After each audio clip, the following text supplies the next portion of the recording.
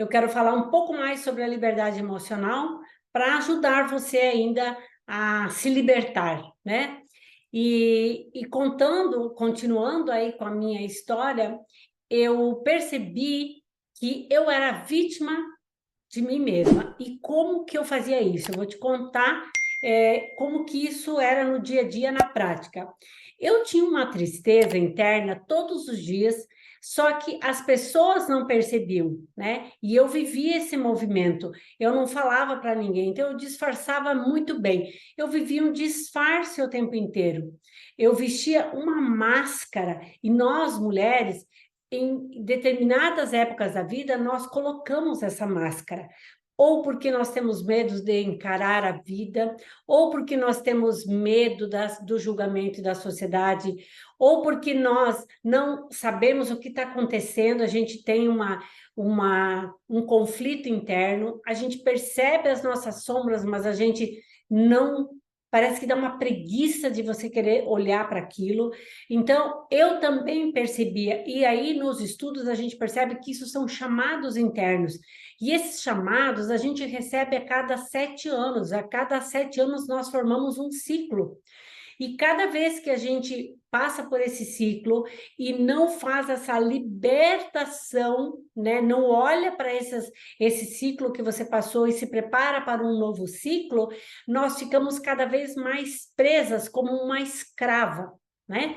Desse ciclo. Então, a gente precisa encerrar ciclos e começar novos ciclos. Então, os ciclos do fluxo da vida, eles estão todos interligados, assim como a lua, assim como os elementos da natureza, tudo está em movimento, tudo faz um sentido na vida, no ciclo feminino. Nós, mulheres, somos cíclicas, e a gente precisa estudar um pouco sobre isso. São conhecimentos que a gente, não é nem que a gente abandonou porque a gente nem conhecia, né? Mas foram tirados e que agora a gente precisa fazer esse resgate, né? Então, eu vivi o tempo inteiro nesse movimento, e vocês devem estar se perguntando também, mas como que eu percebo isso? De que forma que eu percebo? Será que eu estou presa? Será que eu estou sendo escrava de uma emoção? E eu vou te dar mais alguns exemplos. Quando você é escrava emocional, você começa a ter medo de certas coisas, e ao mesmo tempo que você vem o medo, você fala, não, mas não é bem assim. Então, por exemplo, eu reclamava muito que o meu marido, ele não me ajudava da forma que eu precisava e nem na intensidade que eu achava que ele poderia me ajudar. Então, eu trabalhava 18, 20 horas por dia, enquanto ele, com o estilo e perfil dele, ele trabalhava 7, 6 horas por dia, lentamente, mas quando eu ia fazer eventos, eu deixava ele com as crianças. Então a minha mente dizia, eu ficava ali naquele pensamento, cara, você trabalha demais, você não tem tempo nem para respirar, muita preocupação, medo de não conseguir pagar as contas, medo de, sabe, de várias coisas ali. E aí, ao mesmo tempo, eu falava assim: não, mas olha só, tu não te ajuda, ele não trabalha, mas ele cuida das crianças quando você vai fazer os eventos, então você está reclamando de barriga cheia. Era isso que eu fazia comigo. Então, ao mesmo tempo, eu via o problema, mas eu me afagava com essas pequenas migalhas de atenção e amor, não entende? E aí você fica presa nesse movimento. Por quê? Porque fora desse cenário que eu estou falando, a gente vem o quê? Vem o medo de você não conseguir dar conta sozinha, o medo, imagina que eu vou conseguir sobreviver, o medo, por mais que eu quisesse fazer uma mudança, eu não tinha essa parceria. Pode ser que outras mulheres tenham uma parceria e digam, olha, eu não quero mais essa vida aqui, eu quero uma vida de parceria, você me ajuda aqui, me faz isso, entende? Eu também não falava, sabe? Eu não falava essa parceria que eu queria ter. Pode ser que se eu tivesse falado, ele faria. Mas aí na minha cabeça vinha, não, mas fica do jeito que tá bom, porque vai que você não consegue pagar suas contas, vai que você não vai conseguir pagar o preço dessa mudança, vai que você, para trabalhar e ganhar seu dinheiro, você vai continuar não dando atenção para os seus filhos, vai que você bota um negócio e você vai falir novamente. Então, todos esses medos vinham e eu estava o quê? Escrava desse pensamento, escrava dessa emoção, desse sentimento. Então, observe em qual das emoções, eu estou contando o meu, da minha realidade, você tem que olhar para a sua. Qual é o pensamento, a emoção que você se sente escrava dele, entendeu? Que aí você fica rodando, né? E não consegue achar uma saída. Então, quando eu tomei a decisão, e eu sempre vinha, logo que eu tomei a decisão, ainda eu comecei a ter muito medo de não conseguir pagar as minhas contas, de não conseguir dar conta sozinha, sabe? Uma sensação de incapacidade de fazer as coisas corretamente. Vem muito medo, né? Mas eu fazia de conta também que eu sabia. Eu fazia de conta que aquilo tudo eu ia dar conta. Eu mascarava, mas na verdade eu não olhava com profundidão. Então tudo isso me fazia eu ficar como escrava. Eu estava de uma forma muito sutil, eu estava numa escravidão minha mesmo, que eu me coloquei. Então, qual dessas escravidões você se encontra hoje? Anota ali no seu caderno do eu, para que você possa já começar a levantar esse tapete e tirar a sujeira debaixo dele, né? Qual dessas você tem medo de não dar conta? Qual dessas prisões emocionais você se encontra hoje? Seja ela com o marido, com o filho, com vizinha, com colegas, com patrão, sabe? Alguma delas você pode estar com uma prisão e aí você precisa sim libertar essa escrava que está aí. Libertar, e aí, para que eu possa libertar, eu preciso ter o perdão, tirar a mágoa, preciso perdoar mesmo, porque a gente vai ficando tão ferida, que para a gente sobreviver vem o orgulho, vem o ego, né? Só que aí entra uma outra escravidão, que é a angústia, que é a depressão, e elas fazem a gente ficar realmente escravos e acreditar que a vida é assim mesmo, acreditar que é isso aí que nós temos para hoje. Então, a culpa acompanha a gente porque a culpa faz com que a gente fique nesse estado, mas por quê? Porque a gente não sabe como fazer para se libertar. E aí vai que depois eu me arrependa, vai depois que eu veja que realmente o problema estava comigo, né? Então, a gente precisa sim resolver isso. Porque se a gente não olhar para isso, a gente não tem como libertar essa escrava que está aí dentro, que hoje você é uma escrava da sua emoção.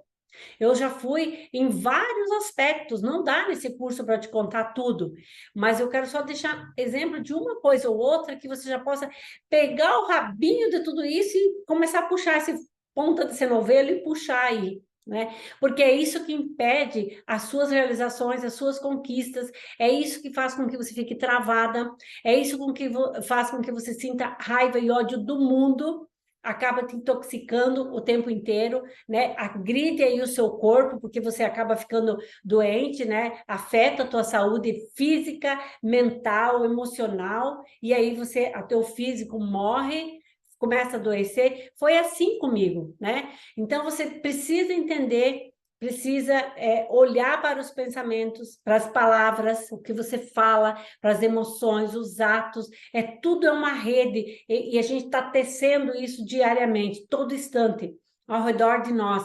E eu aprendi muito que tudo está conectado, né? E eu criei práticas para que realmente eu pudesse estar presente com as minhas emoções. Então, quando eu sinto algo, eu já trago conscientemente, né?